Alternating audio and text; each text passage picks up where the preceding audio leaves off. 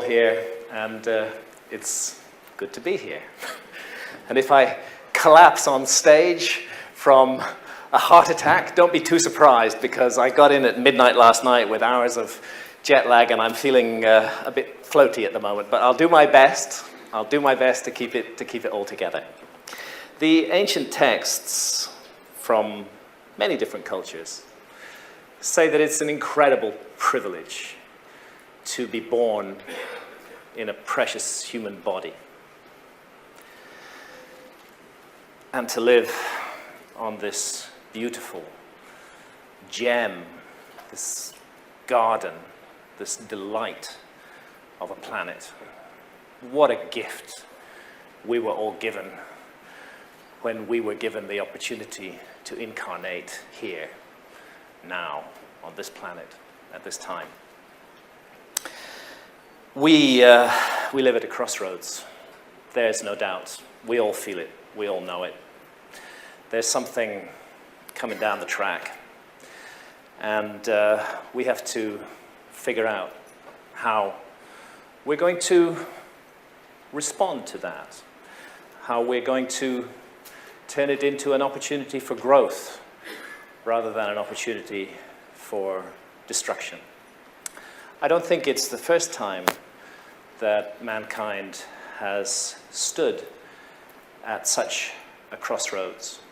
But here we are now, facing it and hopefully dealing with it.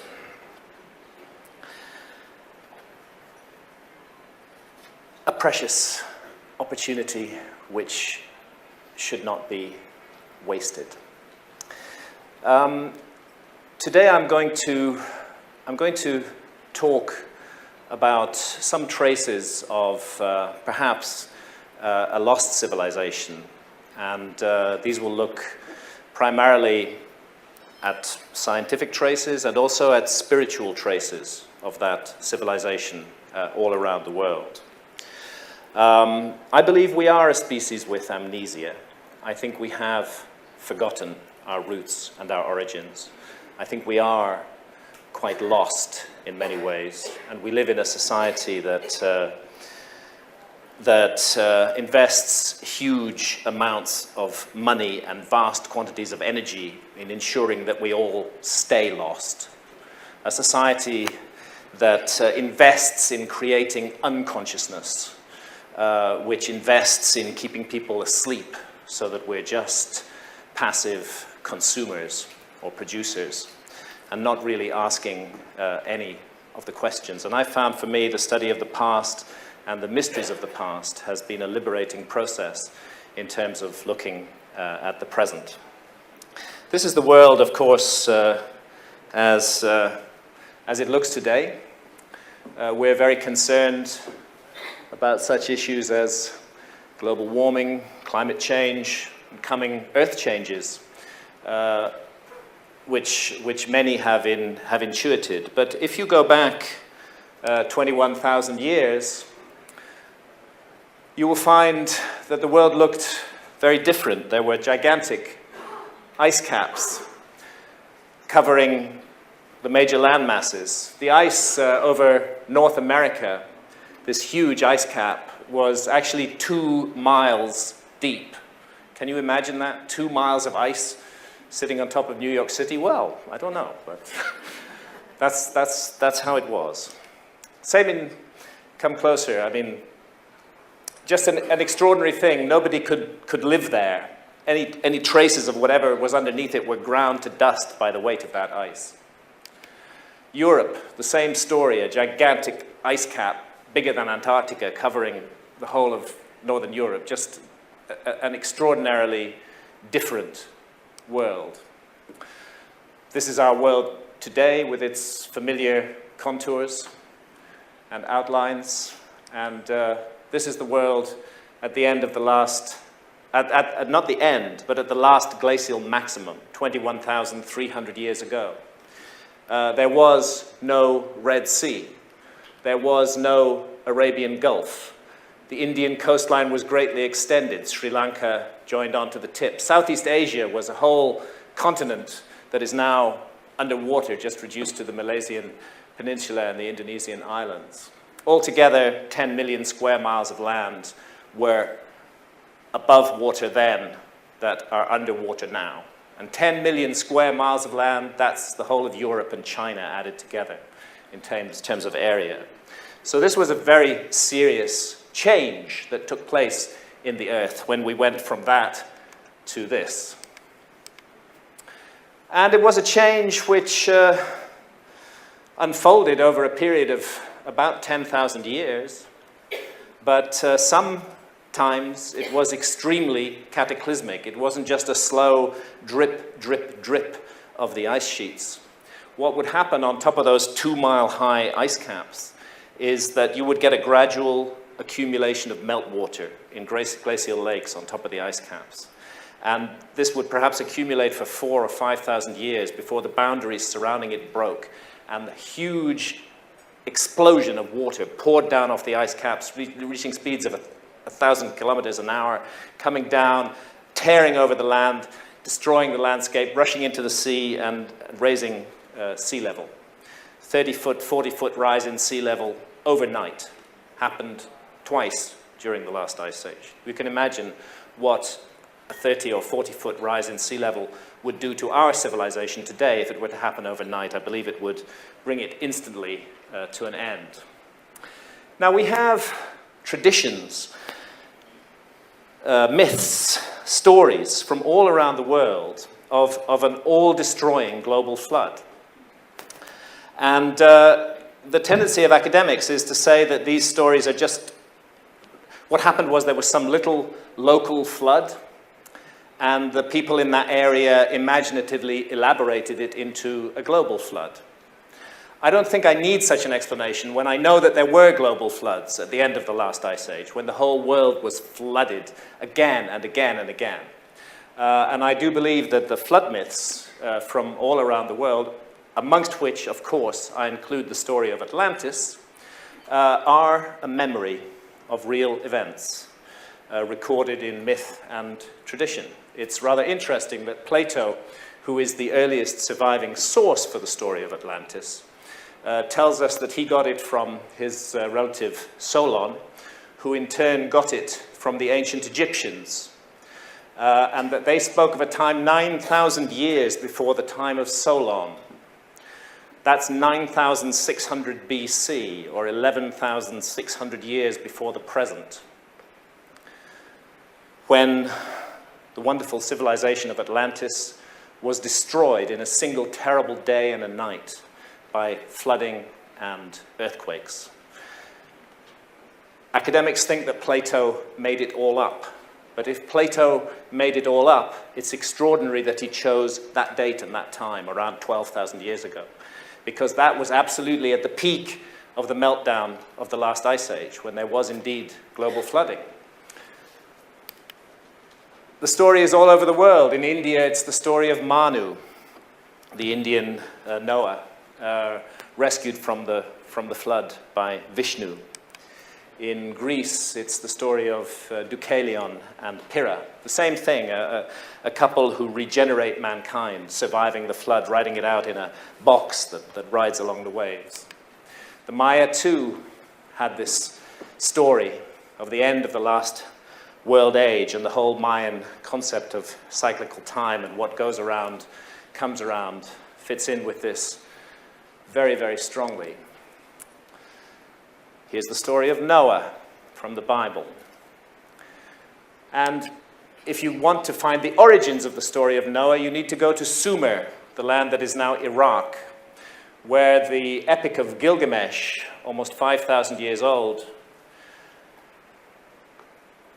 tells essentially the same story that is told in the Bible, of a warning. One man warned, the gods are angry with mankind. They're going to send a flood. You must save what you can. It's the story of Gilgamesh, the story of the Gilgamesh epic. Interestingly enough, if you go to the Arabian Gulf, where the Gilgamesh epic comes from, and you look at the situation at the end of the last ice age, this was the Arabian Gulf at the last glacial maximum, this is not sea. This is a river.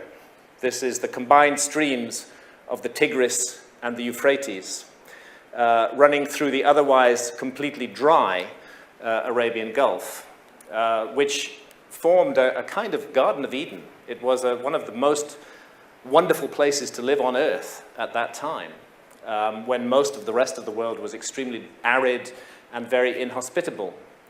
And then, around 12,000 years ago, very, very quickly, the whole Arabian Gulf became flooded. So I think that if we see a flood story from that region talking of a global flood, it's pretty easy to understand where it came from. It came from what happened. It's a memory. It's not a myth. Australia, that's how it was at the last glacial maximum 21,000 years ago with that gigantic tip of Southeast Asia nearby. That's how it is today. And again, the Aborigines of Australia, who've been in Australia for 50,000 years, have myths and traditions of global floods. A great flood serpent which ate up the land. It's put into symbolic language, but again, it's a memory of what happened at the end of the Ice Age. Now, one of the things, when I first began to explore these mysteries 20 plus years ago now, one of the first things that struck me was what I call the mystery of the maps. That there are certain maps that have come down to us from antiquity, which show the world not as it looks today, but as it looked during the last Ice Age. And whenever you look into the story of these maps, you find that they were copied from older source maps, typically between the 13th and 17th centuries. So the maps that we look at are relatively recent. They date from the 13th to the 17th centuries. But when you find their origins, you find that the map makers drew on many source maps which are no longer available to us. These ancient maps seem to record the world as it looked 20, 15,000 years ago. This was the level of map-making technology in the 7th century in Spain, and indeed in the 13th century. These are called TO maps because of the shape. They're quite pretty, but you definitely would not want to navigate by them. They're really bad for navigation. Actually, east is up on these maps. This would be Jerusalem, the center of the world. This is the Mediterranean. Here's Spain. Here's North Africa. As I say, pretty but useless. However, that map's from 1283, and round about that time, end of the 13th century, flooded into Europe a whole new set of maps, and nobody really knows where they came from. Ptolemy's maps, we know of Ptolemy, of course, but he himself, 2,000 years ago, was drawing on earlier source maps when he created his maps. And those maps disappeared during the Dark Ages. They were preserved in monasteries, and they came to the attention of mariners at the end of the 13th century. They're not as good as modern maps, but they're very good, and you can navigate by them. Another mysterious group of maps appeared at that time, and these are the so-called Portolands, the Portoland cartographic tradition. This is the Pisan chart from 1280. It's the earliest surviving example. That's Italy there. You're coming into Spain and North Africa here, and the Holy Land there. What's remarkable about these maps is that they incorporate incredibly precise latitudes and longitudes.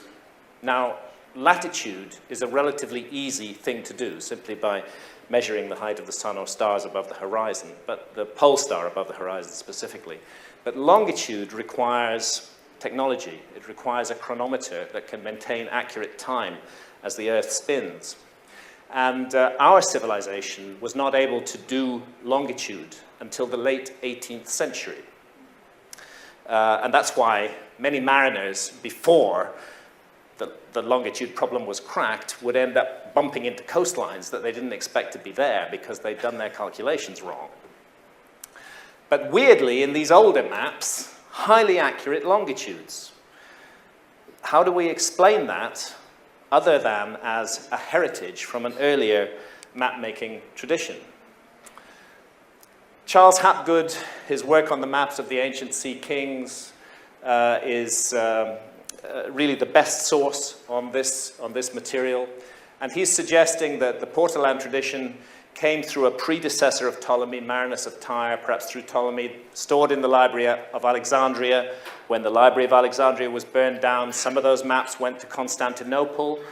Crusaders went into Constantinople and took away some of those maps and reintroduced them to the world. That's roughly the suggestion here. I think everybody's heard of the Piri-Reis map, which is a Port-Salam map. And here we see South America's east coast, to be compared there, the west coast of Africa, and down here at the very southern tip of South America, a continuous landmass that appears to be Antarctica on a map dating from 1513.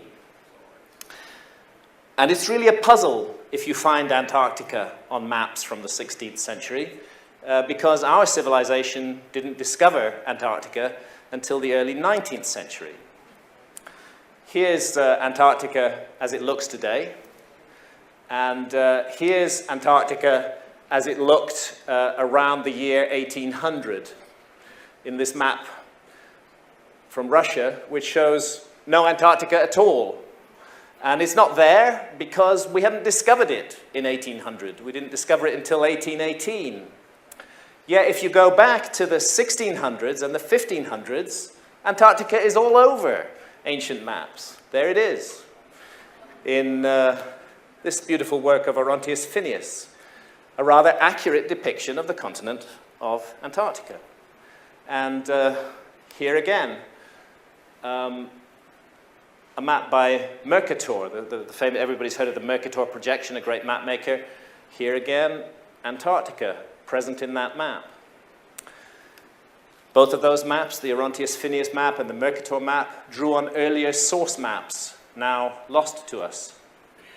Is it possible that those earlier source maps may go back to an earlier civilization, one that had the technology to explore the entire globe, to map it mathematically in a way that we can recognize today as highly sophisticated, because that's what these maps seem to show. Here's one of those Ptolemaic maps, not quite so good as the Port-Salam's, but still pretty good, and interesting, really, to look at Southeast Asia and how Southeast Asia is represented in this huge landmass here, and to compare that with, well, there's Southeast Asia today. There it is on that map, and here's how it looked 21,300 years ago.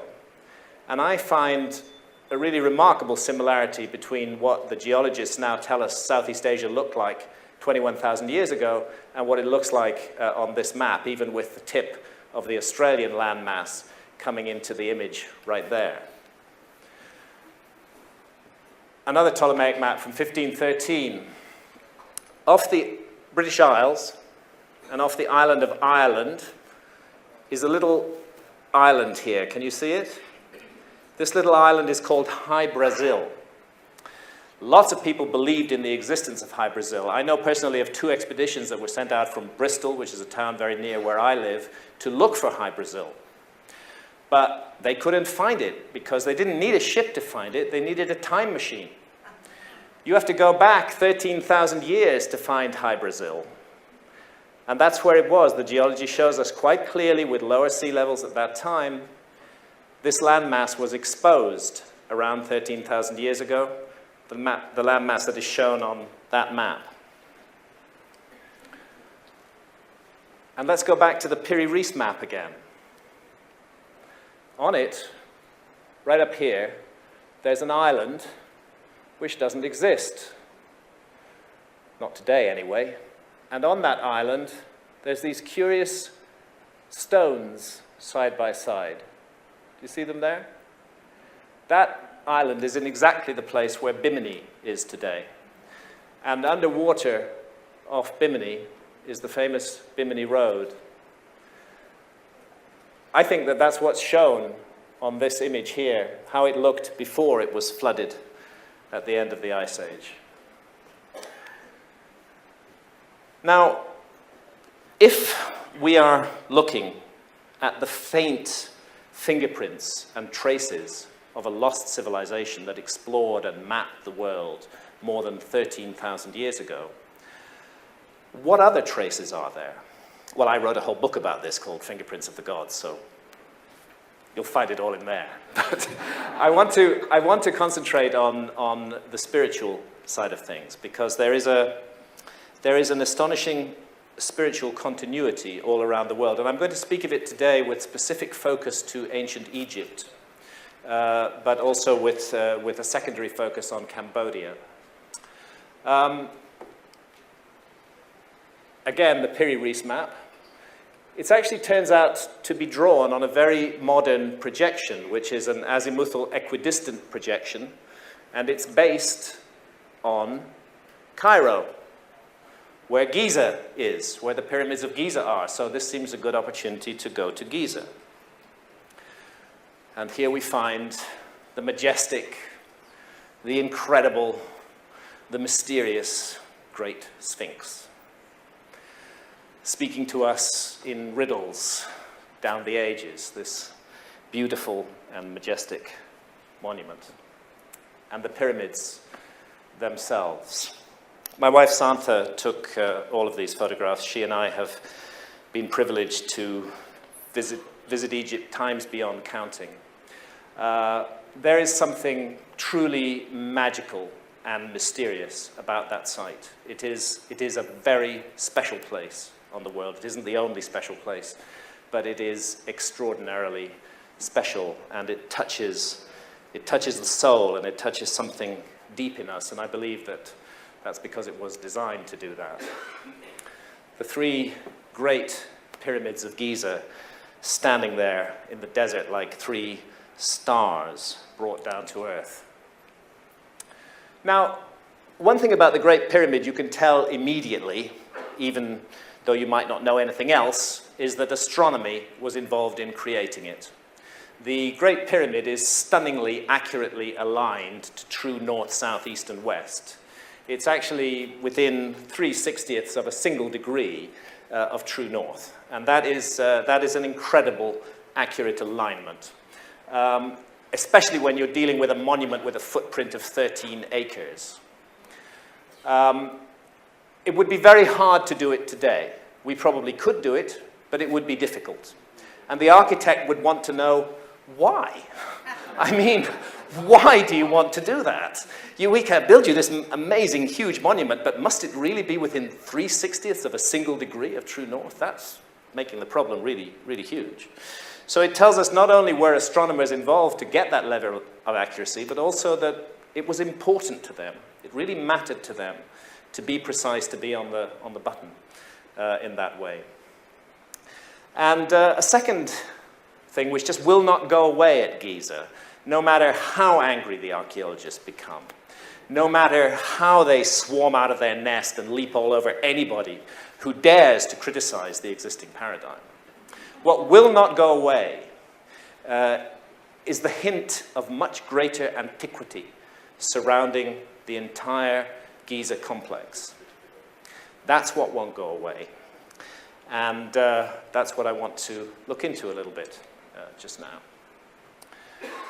This is from the Temple of Seti I in Abydos, and we see the pharaoh Seti showing his young son, Ramesses II, a list of all the kings of Egypt who'd ruled before them. And that list goes back through the historical pharaohs who we know about, back to round about the date that we would call 3000 BC, when Egyptian civilization is supposed to have begun, but it doesn't stop there. It keeps on going back. It goes back thousands and thousands and thousands of years before that, until the time of the gods, the time that the ancient Egyptians called Zep Tepi, the first time, when the gods brought civilization to Egypt. That's what the Pharaoh is showing his son, a connection to the gods, going back thousands of years into the past. And from the tomb of Seti I, again, we see this idea. It goes right the way back to the god Osiris. Here showing the way to the future Horus kings of Egypt, how they should live, how they should create a kingdom, how it should be in harmony between earth and heaven. Everything goes back to the first time, to the time of the gods, to the time of Osiris.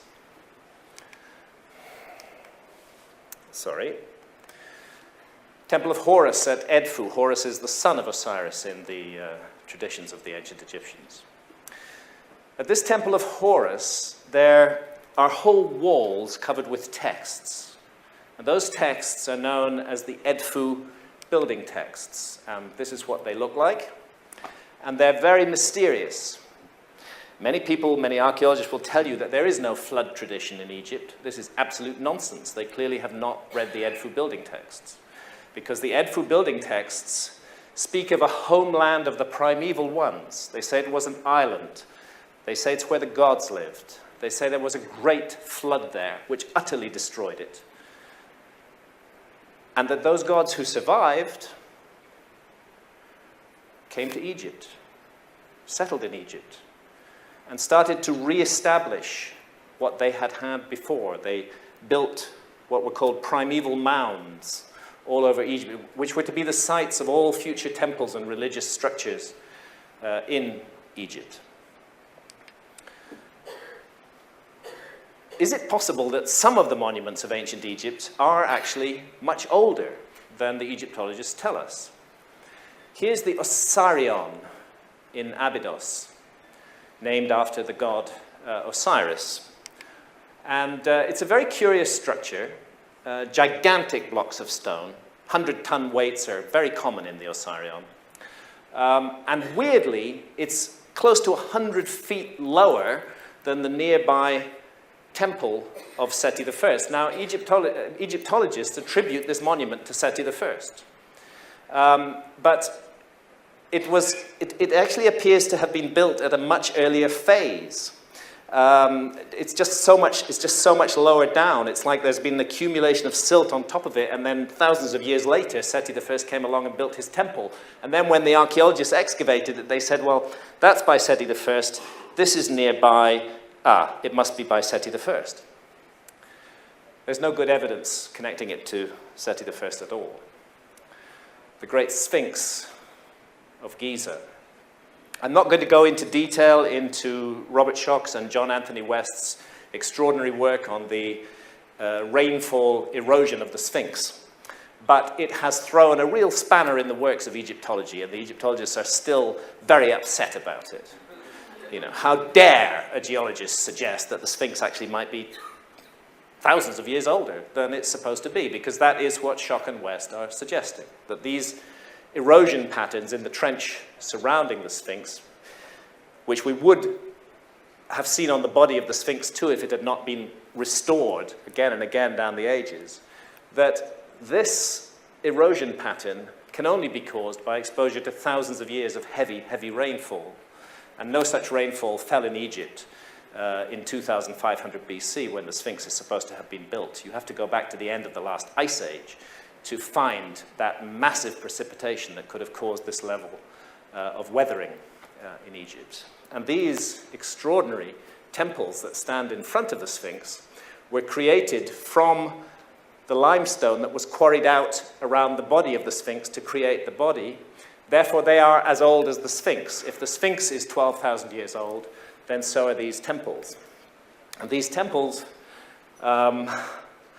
like mighty memorials of a forgotten past, are really hard to explain.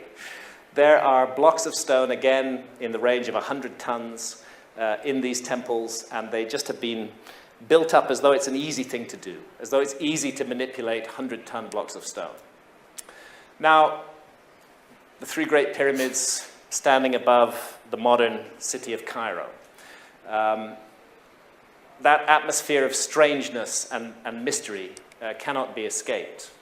Let's take a quick flight around the Great Pyramids of Giza. We're looking from the east side here over the village of Nazlet al-Saman, the Great Pyramid, Pyramid of Khafren, supposedly, the Pyramid of Menkaure. We'll come around again. We're swinging around to the west side now. This is the north face of the Great Pyramid. The second pyramid, the third pyramid. Can you see the Sphinx, by the way? This is the Sphinx down here. The Sphinx is 270 feet long and 80 feet high, but it's dwarfed by the pyramids. It almost disappears from view. And here's the Valley of the Nile, off to the east.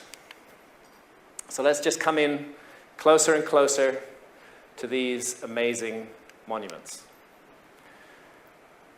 The top of the Great Pyramid, 480 feet above the ground, a flattened area on top of the Great Pyramid there. And there I am, on top of the Great Pyramid. Now, I'm not showing this picture for, well, that's how I used to look in those days. Ah, sweet bird of youth. How quickly does she fly? We climbed up the southwest face there, the southwest corner. And actually, I've climbed the Great Pyramid 5 times. 3 of the climbs were legal, and 2 were illegal. This was one of the illegal climbs. And on one of the climbs, when I had more time, because I was up there legally and the police weren't going to arrest me, Santa and I, we spent some time looking around at the graffiti on top of the Great Pyramid. It's astonishing. There's graffiti going back hundreds of years up there. Even Mercator, that map maker, he left his graffiti up there. Loads of people have been climbing the Great Pyramid and leaving their graffiti.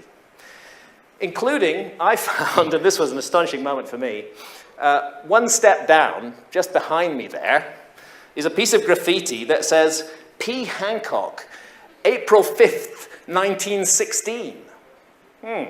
My grandfather was called Philip Hancock. He was in Egypt in 1916. After we got down off the pyramid, I called my dad, he was still alive then, and asked him to look at my grandfather's diary. What did he say for the date of April 5th, 1916? One single line, climbed the Great Pyramid today.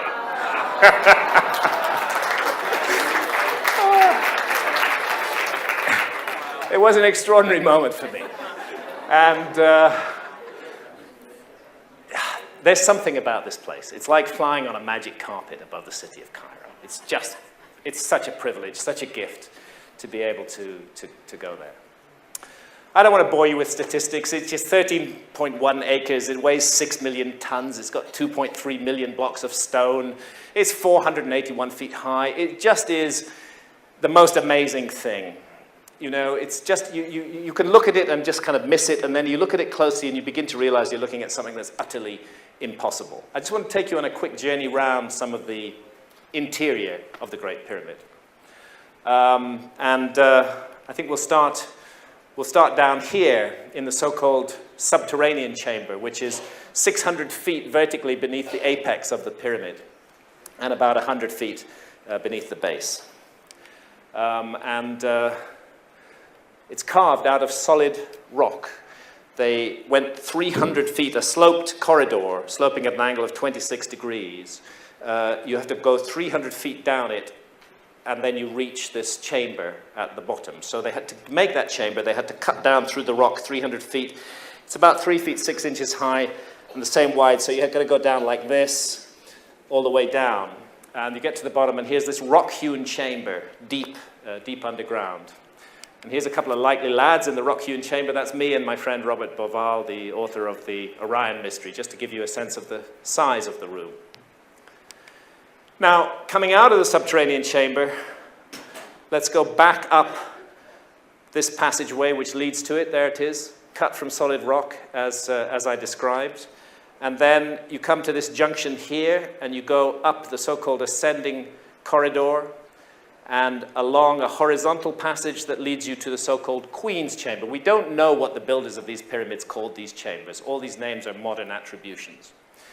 Let's just take a quick look inside the Queen's Chamber.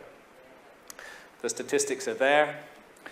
There's these curious little shafts in the walls of the Queen's Chamber. Up until the 1870s, this shaft was not visible. It was covered by a block of stone. When they completed the chamber, they closed it. But a British Freemason called Wayman Dixon, who'd noticed that there were shafts in the chamber above, the King's Chamber, wondered if there might be shafts in the Queen's Chamber, and he went around tapping the walls. And he found these hollow points, cut out the stone, and sure enough, there's these shafts. And my friend Robert Boval has established the astronomical connections of these shafts. That the Queen's Chamber shafts the southern shaft, this one, points to Sirius, and the northern shaft points to Beta Ursa Minor. Very curious thing, especially since these shafts actually do not exit on the outside of the pyramid. The ones from the King's Chamber do, but these ones don't. And back in 1993, a German robotics engineer, Rudolf Gantenbrink, sent a little robot up that shaft, and 165 feet up the shaft, the robot came to this door with two metal handles. Rudolf Gantenbrink was immediately banned from doing any further work in Egypt and was sent away. The project was taken over by the Egyptian government. Some years later, Zahi Hawass sent another robot up the shaft with a mission to drill through that door and find out what was on the other side. And there we go. There's the drill. There's the door. There's the hole that they made. You know what they found on the other side? A space and another door. It's like an invitation. Search me. The pyramid is saying, search me, but I'm not going to make it easy for you. You're really going to have to figure this thing out. We still don't know what's at the end of that shaft. Okay, so we're going to come out of the Queen's Chamber, back along the horizontal corridor. Now we're looking at the Grand Gallery, 153 feet long, 28 feet high. This is called a corbel vault. Each level protrudes slightly over the level below it and narrows up towards the ceiling. Well, these blocks weigh about 70 tons each. They're laid at an angle of 26 degrees. You can't get a sheet of paper between the joints. They're unbelievably precise. It's like being compared to opticians' work on a scale of acres. An astonishing feat of construction. The work of giants, really. At the top of the Grand Gallery, you have an entrance to the King's Chamber. This is the King's Chamber here. And above the King's Chamber, not known until the early 19th century, are 1, 2, 3, 4, 5 more chambers. And getting into those chambers is really fun. I'll come to that in a moment. But let's first of all go into the King's Chamber. And this is what the King's Chamber looks like. Those are those shafts again. This is the northern shaft, the southern shaft's on this side. One pointing to Orion's belt, and the other again pointing to one of the circumpolar stars. It's a beautiful geometric room. It's made of granite blocks. The Great Pyramid is a limestone monument. These granite blocks were brought about 500 miles from Aswan. They were lifted to a height of hundreds of feet above the ground and put into position in this extraordinary chamber in the heart of the pyramid. There is a sarcophagus in it. I and my colleagues believe that this is not a sarcophagus that ever contained the body of the pharaoh Khufu, or of any pharaoh. We think that it was involved in some kind of process, some kind of initiation. I'm going to talk about that a little bit. But because there is a sarcophagus in it, immediately the assumption has been made that this must have been the burial chamber of Khufu. Let's look at this setup again here. The King's Chamber and the so-called relieving chambers up above it, rather similar to the Djed pillar, the symbolic backbone of Osiris, which is a symbol of resurrection and rebirth in the ancient Egyptian religion. It seems that they were creating a symbol of resurrection, of rebirth within the Great Pyramid.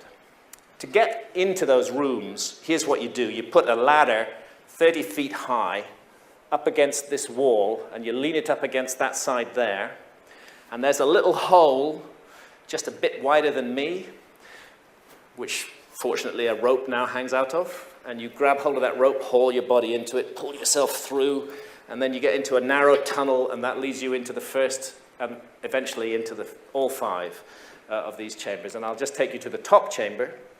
That's that one up there. And again, these extraordinary, huge blocks of stone. These are in the range of 100 tons each, which form the floor of this chamber. And indeed, all the other chambers, again, have these gigantic blocks of stone, which are almost impossible to move, really, but there they are. More graffiti inside. Sister M.T. Martin, 6th of February, 1915. There's me with one of my kids, Layla.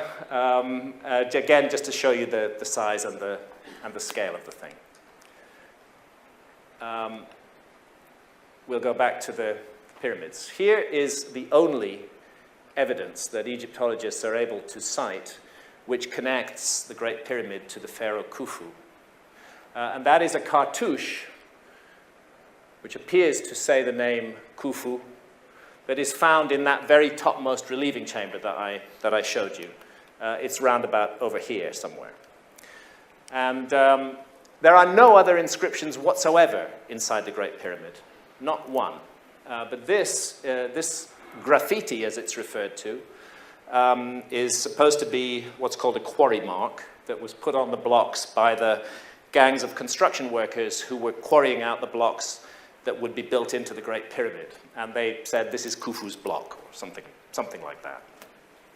It's not very convincing evidence that the pyramid was built by Khufu or for Khufu. There is a hint of doubt over the authenticity of the cartouche itself. Could it have been forged by Howard Weiss, who found it in the early 19th century? But one thing's for sure, if Khufu was the builder of the pyramid, he had a pretty small ego for such a big monument. This is the only statue of Khufu that's ever survived. It's about 2 inches high. And, you would have thought he'd have put his name all over this thing instead of just on some bit of graffiti up in a block in a chamber that nobody's ever going to see. But he didn't. It's absolutely bare. There are no texts, nothing in there that tells you what's going on. However, if you go down to Saqqara, about 15 miles south of Giza, you will come to a group of pyramids dating from the 5th and 6th dynasties, not the 4th dynasty, which this one supposedly dates to. And those pyramids are filled with text. Now, I'm just showing this overlay. Actually, I'm going to give away Santa's secret. She did this by accident. Because we were at Giza. Santa took a shot of the pyramids of Giza. Then we went down to Saqqara, and we went into the pyramid of Unas. And Santa took a photograph of the pyramid of Unas, and we got this double exposure, where the pyramid of Unas is overlaid on the Giza pyramids. And here are the so-called pyramid texts, the star-covered ceiling of the pyramid of Unas, and the pyramid texts on the walls. And these pyramid texts are the earliest surviving recensions of what we now know as the Books of the Dead, the ancient Egyptian Books of the Dead. And they concern the mystery of life and death and what it is we're doing on this planet. They're very deep, they're very profound. And they are, it seems to me that they were putting in writing there what the Great Pyramid does in architecture alone. The Great Pyramid does it entirely symbolically in architecture. In the later pyramids, they expressed it in texts. And all of these texts, whether it's the pyramid texts, which are the oldest surviving, the coffin texts, because they're written inside the lids of coffins, the book of what is in the Duat, which you will find painted on the walls of many of the tombs in the Valley of the Kings, and the Books of the Dead, which were papyrus scrolls that were placed with the deceased inside the coffin. All of these seek to prepare us for the journey that the ancient Egyptians believed that we will face, that we will confront on our own deaths. And the ancient Egyptians regarded the issue of life and death as extremely important. Our civilization kind of avoids the subject of death, really. We're not We don't want to know about death. We try to shove it away to the margins and not think about it. And least of all, to prepare ourselves psychologically and spiritually for that moment that will come to us all. The ancient Egyptians put their best minds to work for 3,000 years on considering the mystery of death and what we may or may not confront when we die. And when it comes to these matters, I would rather listen to the ancient Egyptians than any bloody modern scientist. Because the modern scientists are just pygmies, you know. They're infants, they're children. They may be able to weigh, measure, and count brilliantly, but they know nothing of matters of the spirit. We need to turn to civilizations like ancient Egypt, the ancient Maya, and to surviving shamanistic cultures around the world to understand really the mysteries of life and death. So let's have a little bit of a look at the Egyptian story. These are the souls of Pe and Neken. They're a mysterious brotherhood that was entrusted with transmitting the religion of Osiris to the future. So important was it that it had to be preserved and passed down from generation to generation. Osiris was the first king. He lived in the legendary first time. He was the civilizer. He brought civilization to Egypt. And he was murdered by his antagonist, Set, and 72 conspirators, and his body was hacked to pieces and reassembled and revivified through the magic of Isis, the goddess Isis.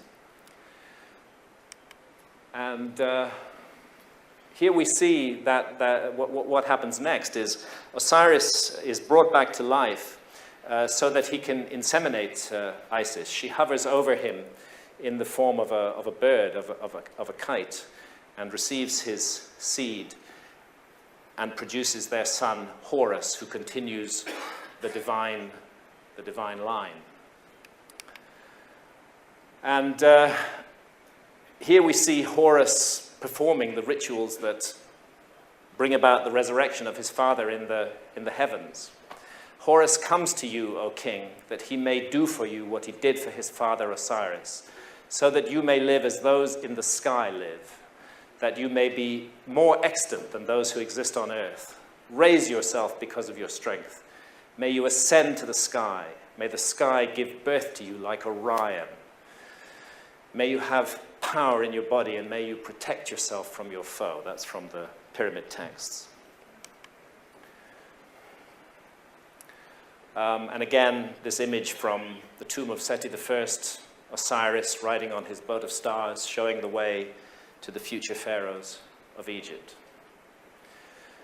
Nobody disputes that when the ancient Egyptians looked at the constellation of Orion, they saw it as the figure of Osiris in the sky. This is not a controversial statement.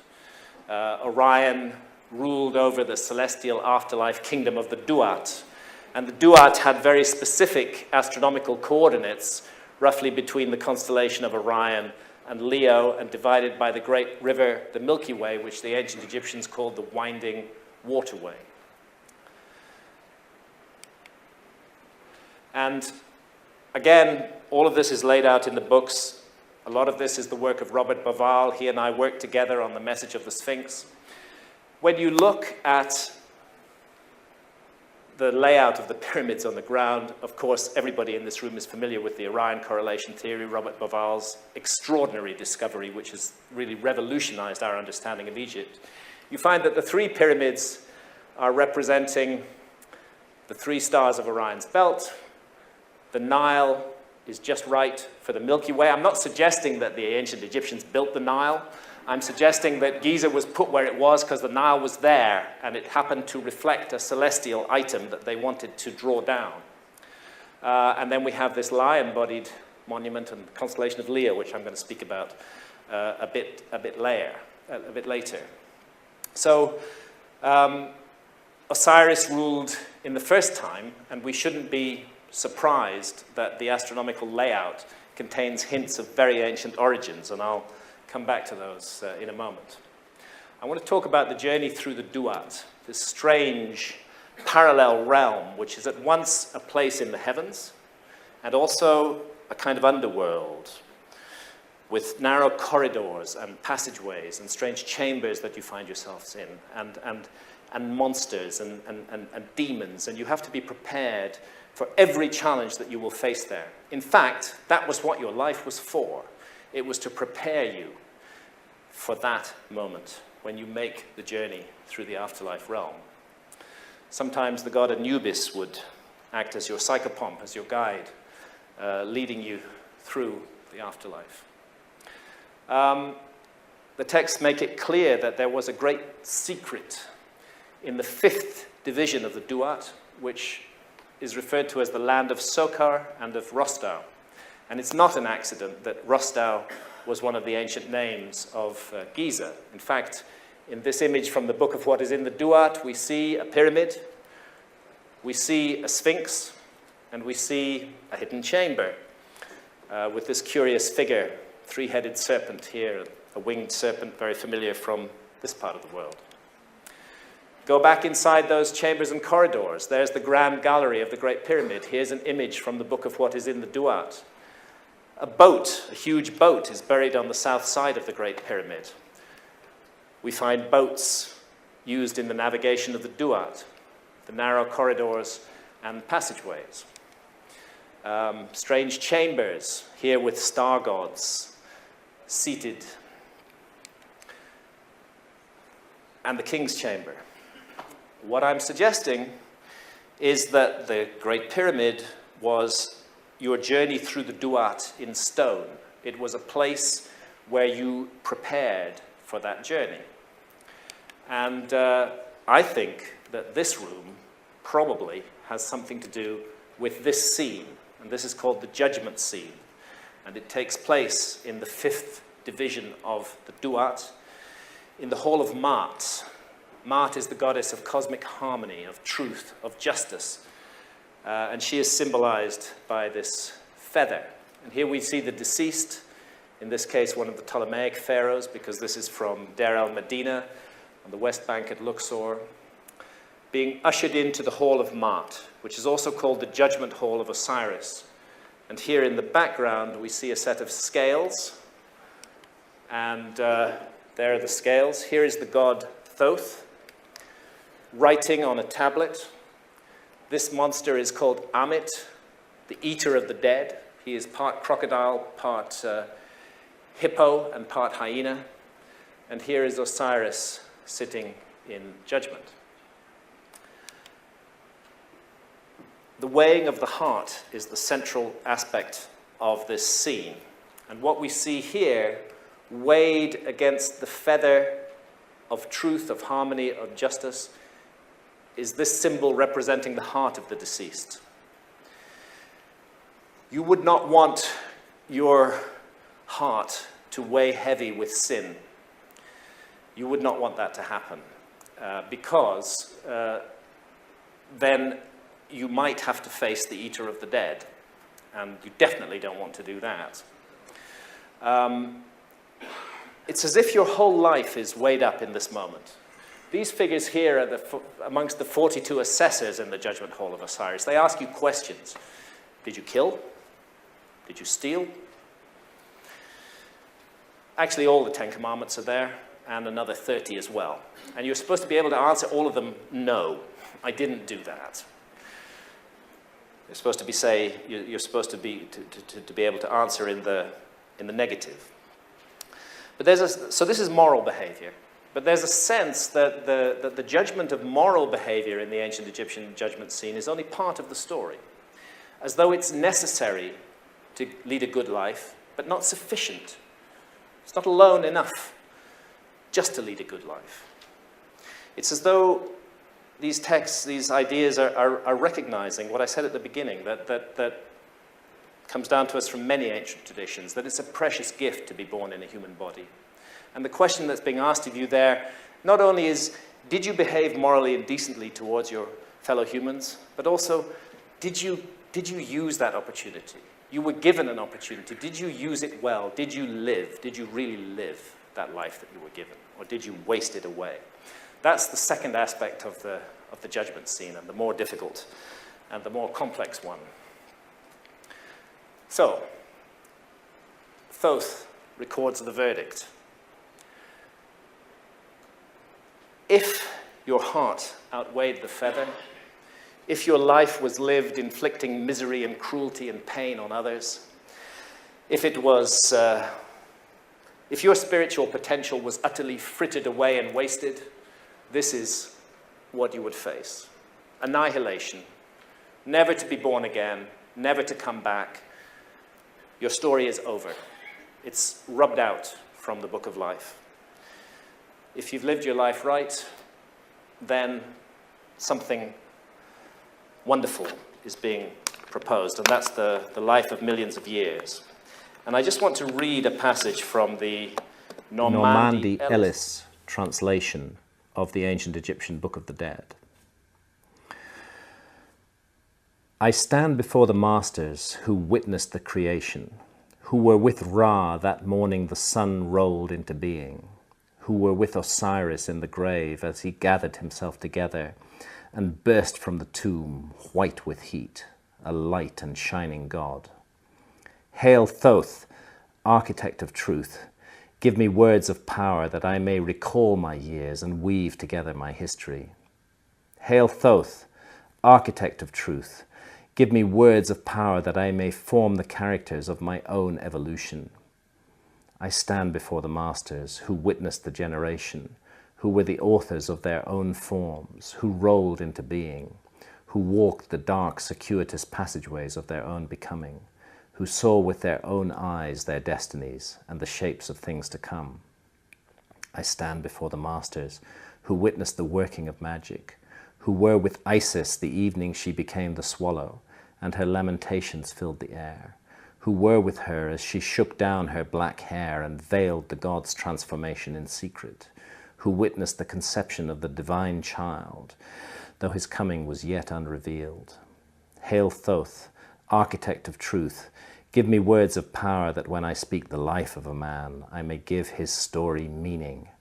I stand before the masters who know the histories of the dead, who decide what tales to hear again, who judge the books of lives as either full or empty, who are themselves authors of truth, and they are Isis and Osiris, the divine intelligences.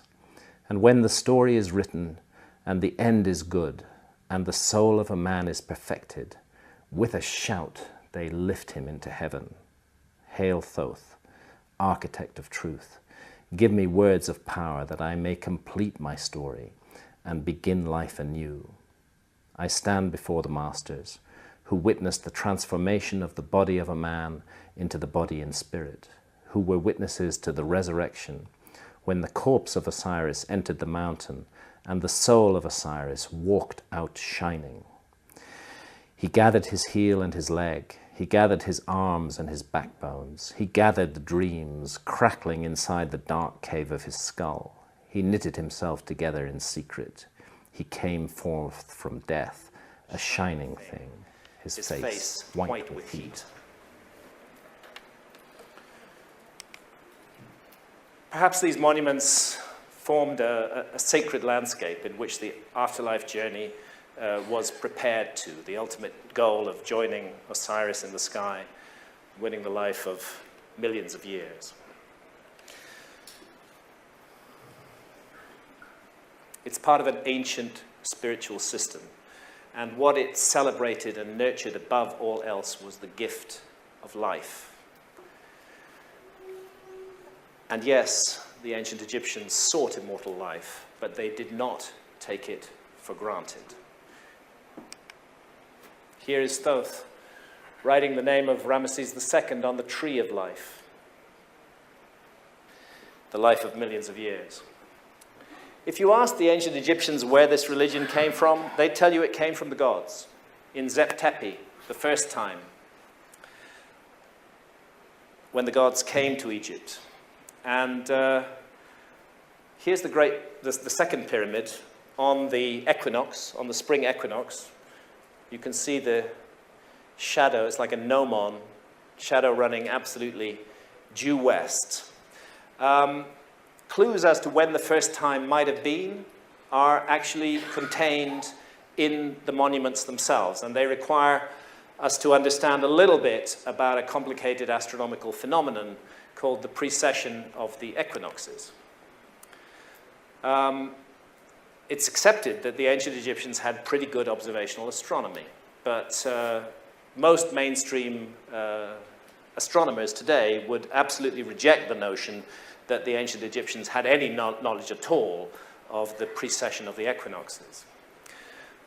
Certainly, astronomy in ancient Egypt was a spiritual rather than a scientific pursuit. There's no doubt about that. I mean, the second shrine of Tutankhamun is particularly interesting in this respect. You can see these initiates connected through the third eye to a star in the sky. It's somehow as though the study of the heavens is part of our fulfilling ourselves as individuals on this planet.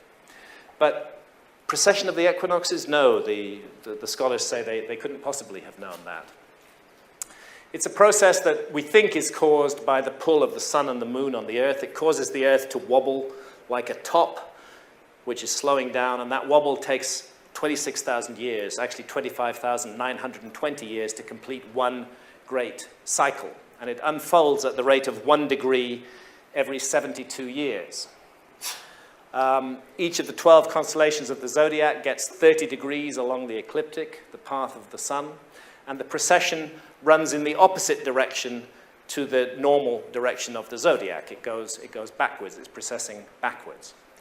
You have roughly 2,160 years in each house of the zodiac, and these are thought to define the age. So this is why we say we live in the dawning of the age of Aquarius, because in our time, the sun is moving out of Pisces on the spring equinox and moving into Aquarius. It isn't quite there yet. We're not in the age of Aquarius.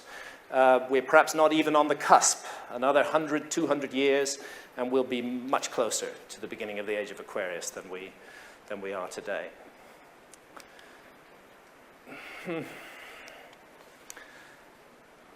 Also from the second shrine of Tutankhamun, this rather mysterious image, Mehen, the enveloper, the serpent of cyclical time, he who hides the hours. I think this is one of many references to the secret knowledge of precession in ancient Egypt. And the Sphinx is part of the way that we can reveal this, a marker on the clock of time. The Great Sphinx, it looks perfectly due east. It's aligned absolutely perfectly to due east. And Santa took this photograph from the back of the Sphinx, looking in the direction of the gaze of the Sphinx. And this photograph at dawn on the spring equinox from the back of the Sphinx. And there you can see the proof.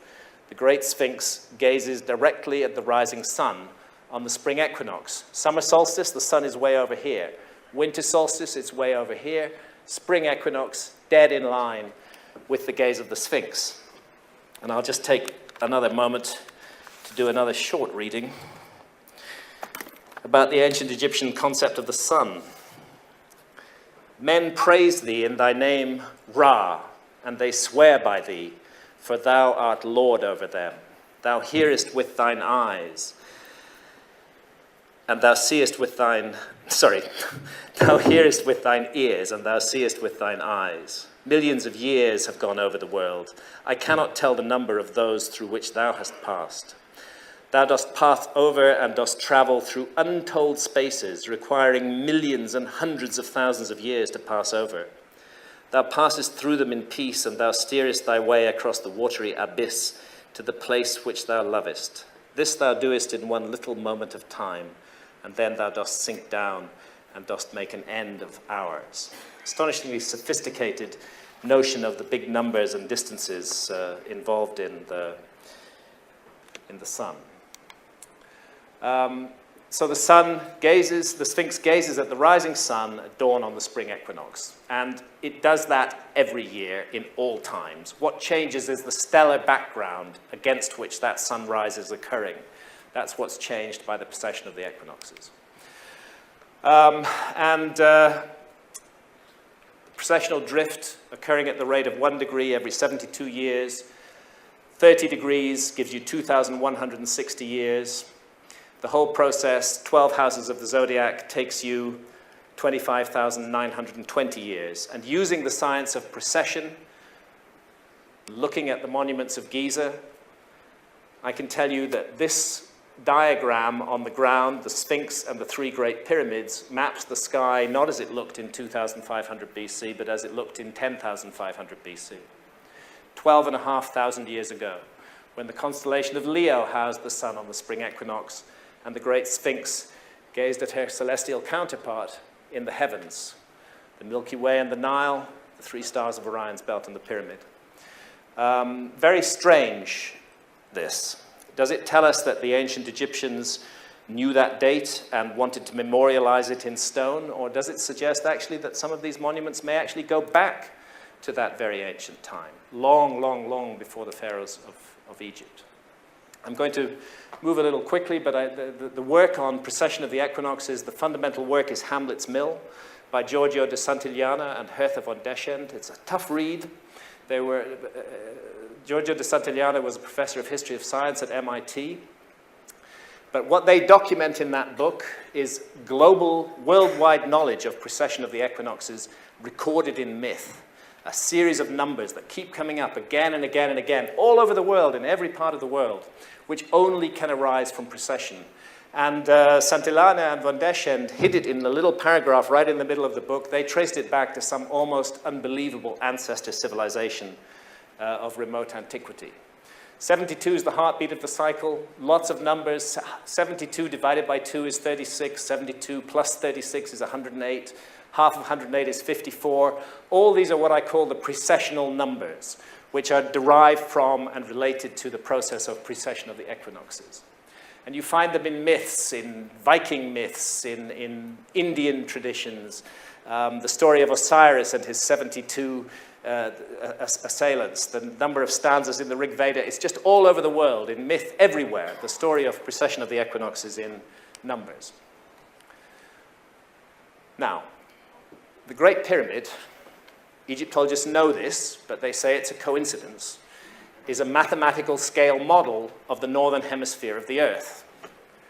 It's quite simple. If you take the base perimeter measurement of the Great Pyramid and multiply it by a specific number, and that number is 43,200, you get the equatorial circumference of the Earth. And if you take the height of the Great Pyramid and multiply it by the same number, you get the polar radius of the Earth. As I say, Egyptologists know this, but they say it's a coincidence. Actually, if it were any other number than 43,200, I might have to accept it could be a coincidence. But 43,200 is one of those precessional numbers. It's one of those numbers that is derived from the sequence that evolves from 1 degree every 72 years. 72 times 30 equals 2,160. That's one house of the zodiac. 2,160 by 20 gives you 43,200. Let's jump to Angkor in Cambodia. Turns out that from Giza to Angkor is exactly 72 degrees of longitude. Weird, that. Another one of those precessional numbers. And makes me think of a whole worldwide project establishing sacred sites at certain positions of longitude around the globe and creating them for a very specific reason. And I think Angkor and Giza are intimately connected, although they seem to stem from very different periods of history. Angkor Wat. By the way, Ankh-Hor means life to the Horus in the ancient Egyptian language. That's another one of those coincidences, according to the scholars. Here's the Angkor Wat temple. Look at this amazing axis running all the way through it. Actually, it just disappears. We're slightly off the screen here, but it disappears right over the horizon, miles and miles away. It's an east-west axis. Rather pyramidal form of all of the temples in Angkor. And here's what happens on the spring equinox at Angkor. Stand on that causeway, look at the central tower, stand in the middle, and you'll see that it starts to rise, and then it slowly slides up the tower, nears the top of the tower, and then, bingo. the whole place just lights up like a fairy tale kingdom. It's an amazing experience, and you suddenly realize that this monument, this temple, was built to connect sky and ground at that moment, at that exact moment. It comes alive. That's what it's all about. It's an equinoctial marker, just like the Great Sphinx. There are 72 major temples at Angkor.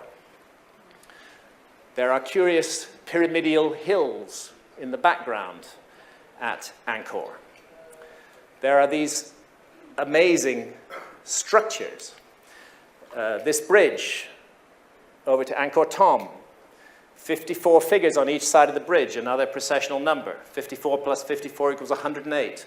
108 is 72 plus half of 72, 36. The churning of the Milky Ocean, a relief at Angkor. That's the same thing that's represented in sculpture here. It's represented in a relief here. You see the serpent Vasuki, gods on one side, demons on the other. Actually, these are the demons. These are the gods. They're pulling on Vasuki, the serpent, like he's some huge piece of rope. He's wrapped around Mount Mandara, and it's a churning process. And they're whipping up the Milky Ocean, and they're churning Amrita, the elixir of immortality, the very same gift that is sought by the ancient Egyptians. That's what's produced by this churning of the Milky Ocean. If you trace the major temples of Angkor, you find that they too represent a constellation on the ground, and that is the constellation of Draco in the northern sky. And to cut a long story short, the only time that the correlation works perfectly is in 10,500 BC, exactly the same time that the correlation at Giza works perfectly. I'm not saying the temples of Angkor were built in 10,500 BC, they certainly weren't. They date from about 1100 AD, but archaeologists are finding that there's layers and layers of construction underneath the temples that we see today, as though they're reincarnations of earlier temples.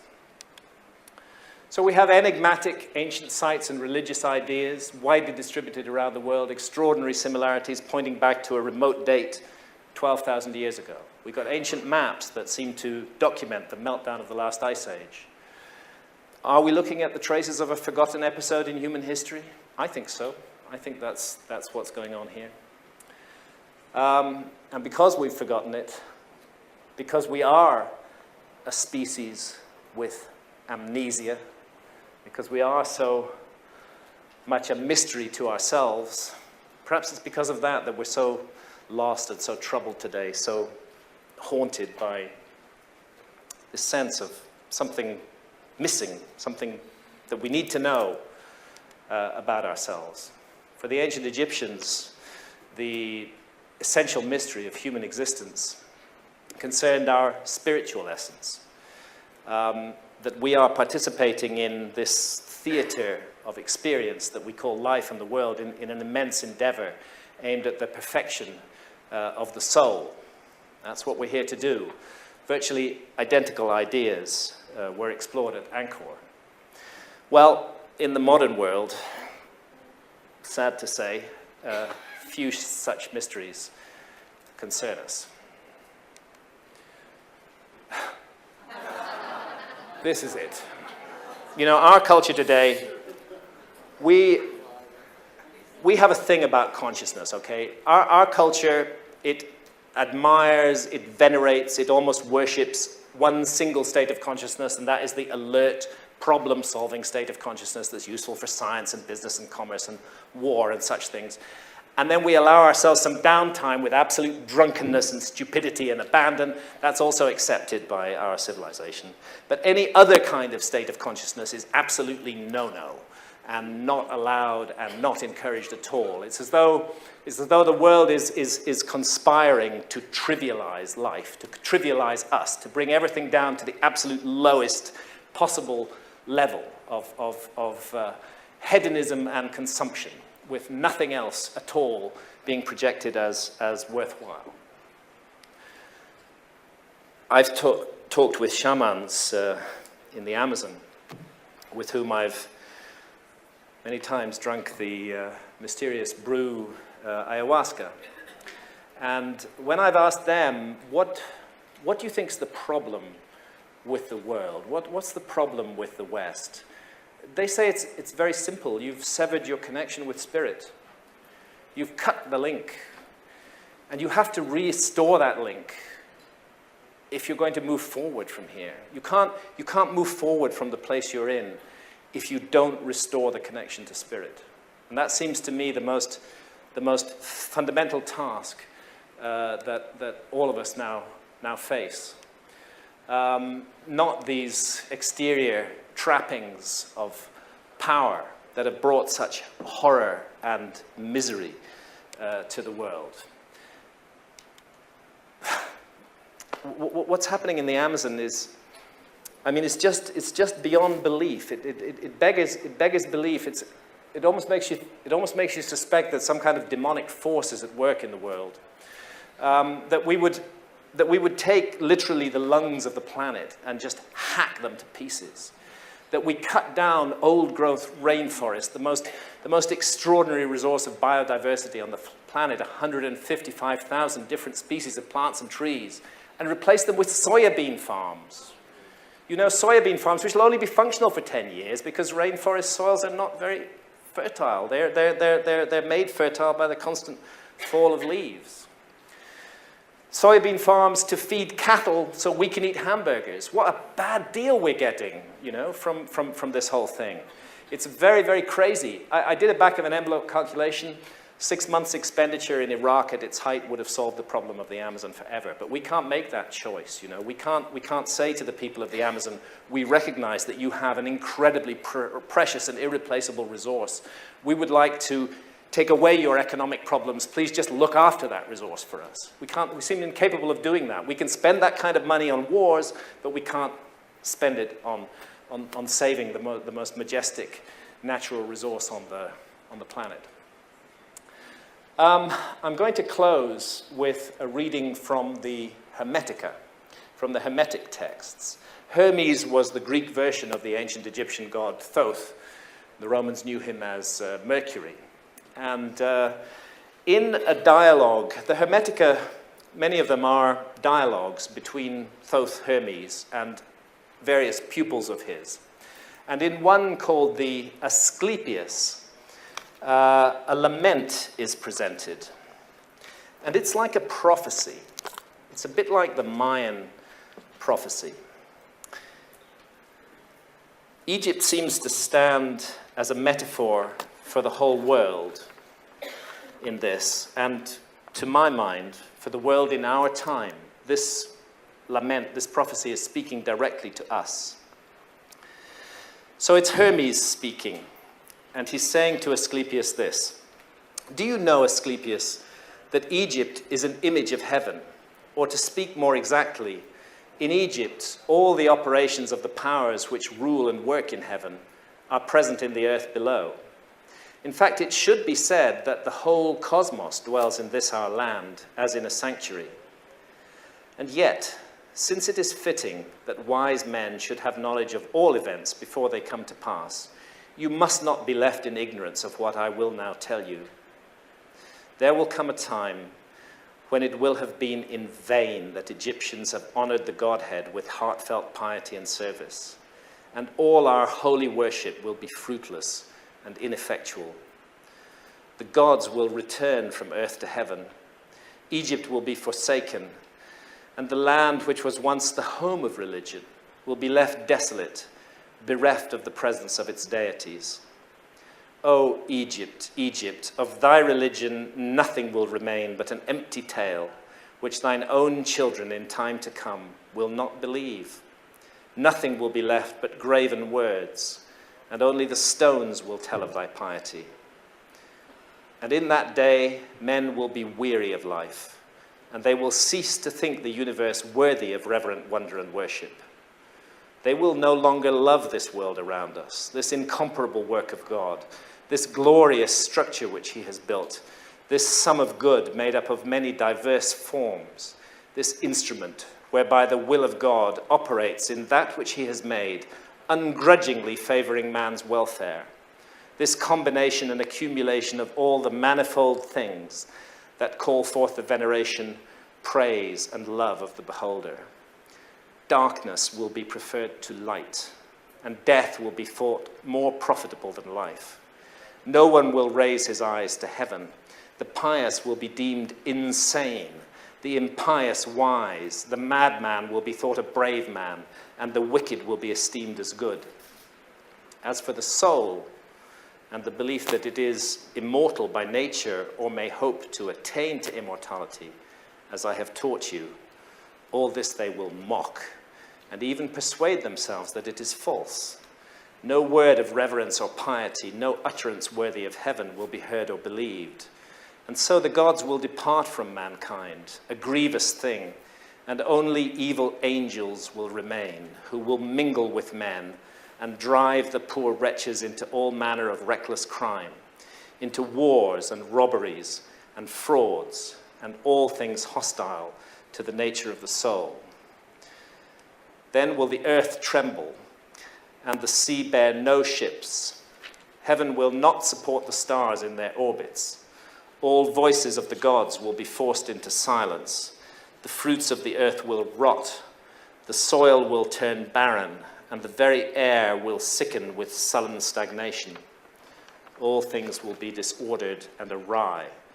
All good will disappear. But when all this has befallen Asclepius, then God, the creator of all things, will look on that which has come to pass, and will stop the disorder by the counterforce of his will, which is the good. He will call back to the right path those who have gone astray. He will cleanse the world of evil, washing it away with floods, burning it out with the fiercest fire, and expelling it with war and pestilence.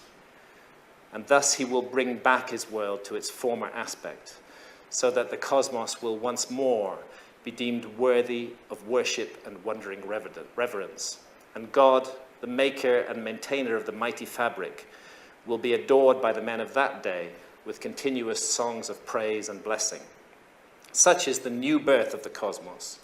It is a making again of all things good, a holy and awe-inspiring restoration of all nature, and it is wrought inside the process of time by the eternal will of the Creator. I don't know whether we're going to face some terrible global catastrophe in 2012 or not. I certainly hope not. I hope it will not come down to misery and horror and awful, awful things. There's enough of that in the world already. But I do remember what all the ancient texts say. There isn't a single flood myth, there isn't a single story of the destruction of past civilizations that don't implicate humanity in the story somewhere. Our own behavior and what we do is part of what we're bringing down on the world right now. What we are manifesting in the world, that is what is coming towards us. We are the authors of this thing, and we can change the story if we want to change it. I firmly believe that. This is the moment of crossroads that we stand at. None of us can effect changes on a macro level. It's impossible to do so. But we can make changes on a micro level. We can make changes in our own lives. We can make changes in our immediate surroundings. Changes for the better. Changes driven by love and by hope. I'm a deeply flawed human being. I have tremendously bad habits and lots of bad aspects to my personality. Over the last decade or so, I've come to look at some of those things objectively, been very much helped by ayahuasca, the brew that I mentioned from the Amazon in doing this. I'm working hard to change my life, to try to be a more nourishing person to people around me. I'm not saying that I'm succeeding. I fail every day, but I'm still trying to do that. And that's really all I can say when we confront something so huge and so overwhelming as the notion of global destruction. No, I can't stop that, but I can stop what I'm doing to contribute to it. And if we all do that, then I believe a huge change in consciousness will come, and the world can move on, and we can look forward to a future for our children and our children's children, and once again bring this bright, beautiful, jewel garden of a planet, bring it back to the place it should be in our lives. Thank you, ladies and gentlemen.